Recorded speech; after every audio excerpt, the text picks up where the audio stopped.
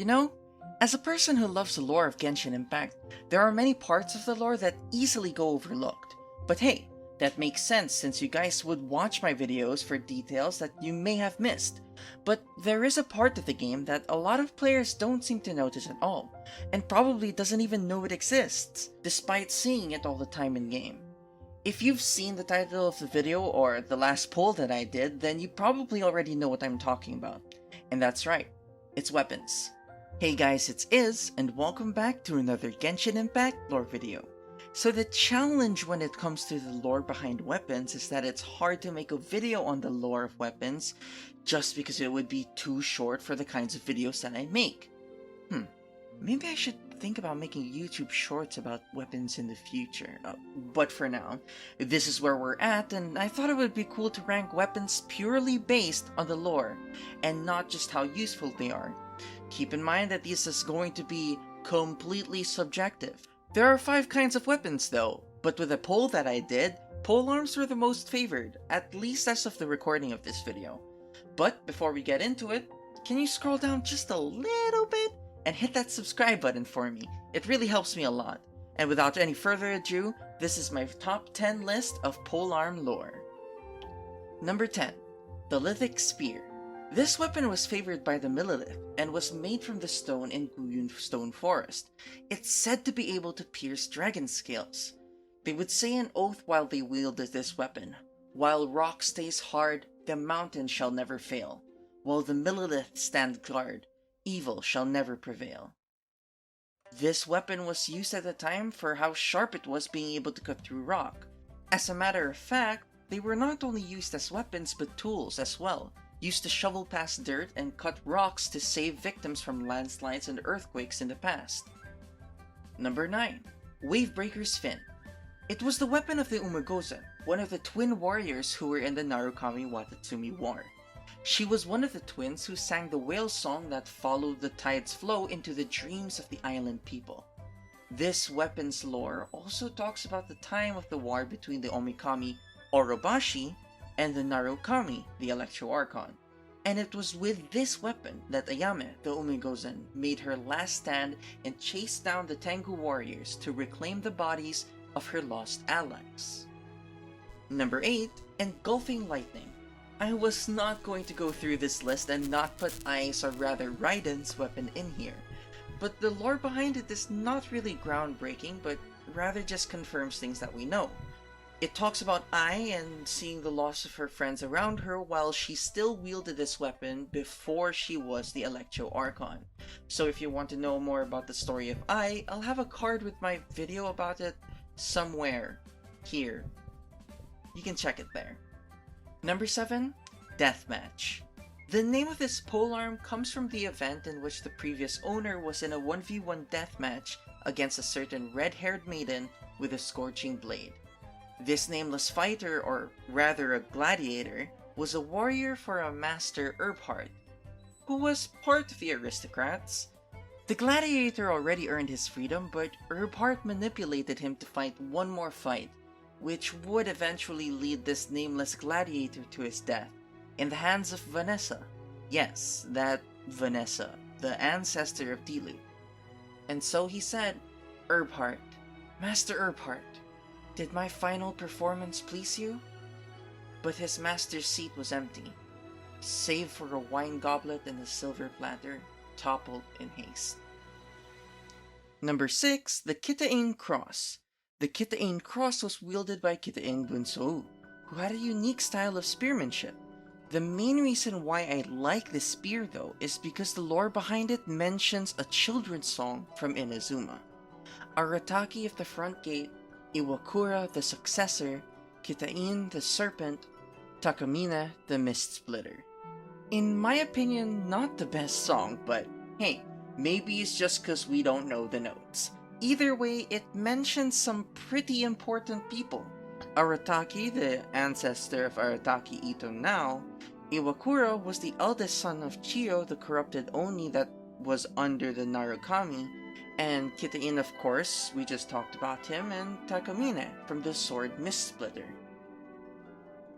Number 5. Skyward Spying. This spear talks about the fight between Duran versus Venti and Dvalin.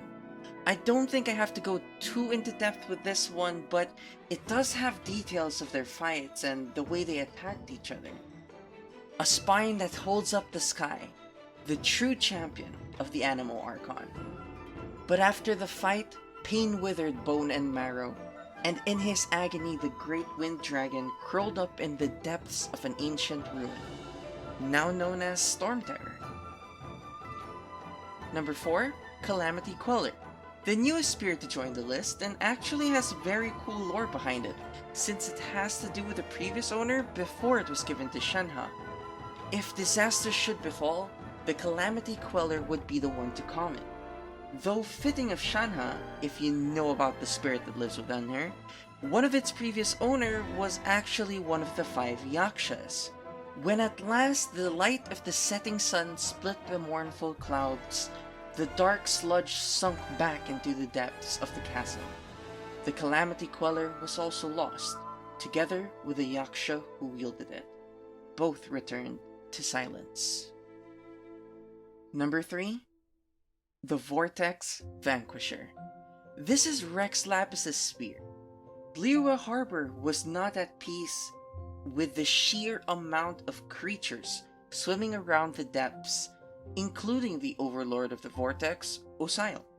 The Vortex Vanquisher is the same kind of spear that he used to pin Osail to the ground, making the Guyun Stone Forest.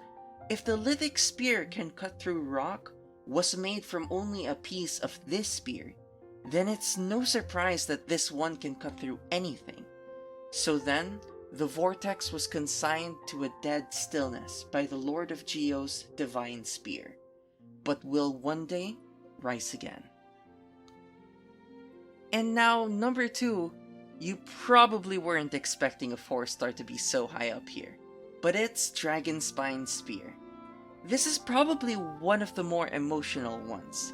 This was made with Duran's Tooth, the dragon in Dragon Spine.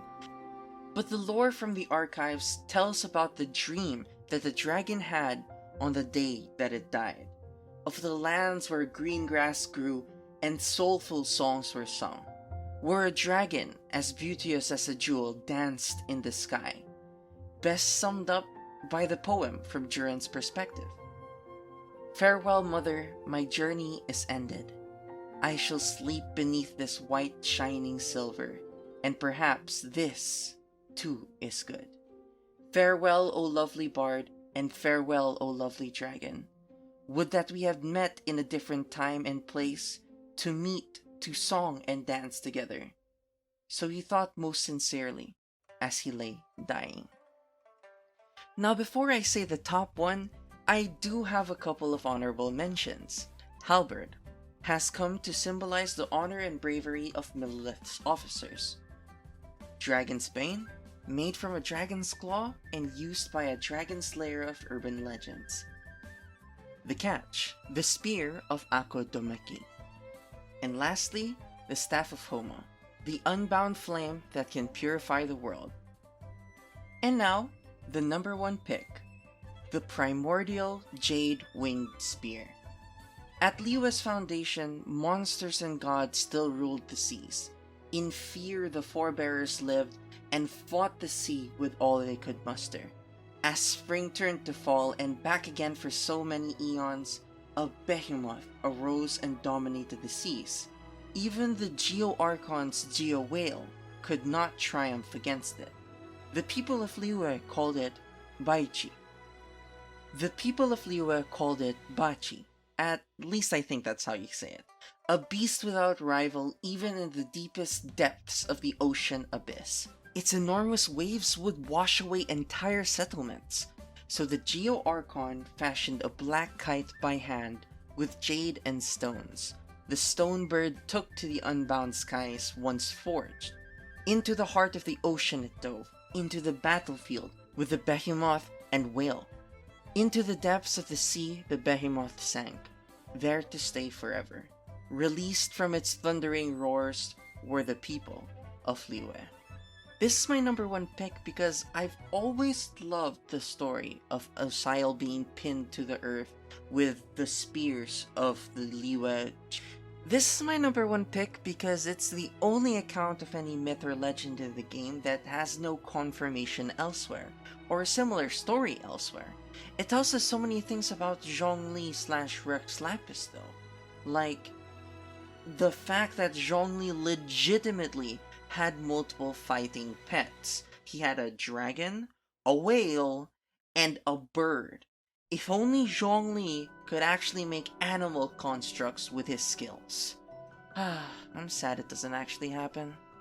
Well, that was my top 10 list of weapons based on their lore. I hope you guys liked it, and if you did, like the video for me. Which one was your favorite polearm, and what set of weapons should I do next? Tell me in the comments below, and while you're down there, drop me a subscription as well. I would greatly appreciate it. Thank you as always to my patron for always supporting me, and you can too by subscribing to my Patreon. That's it for me. I hope you guys have a wonderful rest of your week, and as always, Ad Astra, Abyssalisk.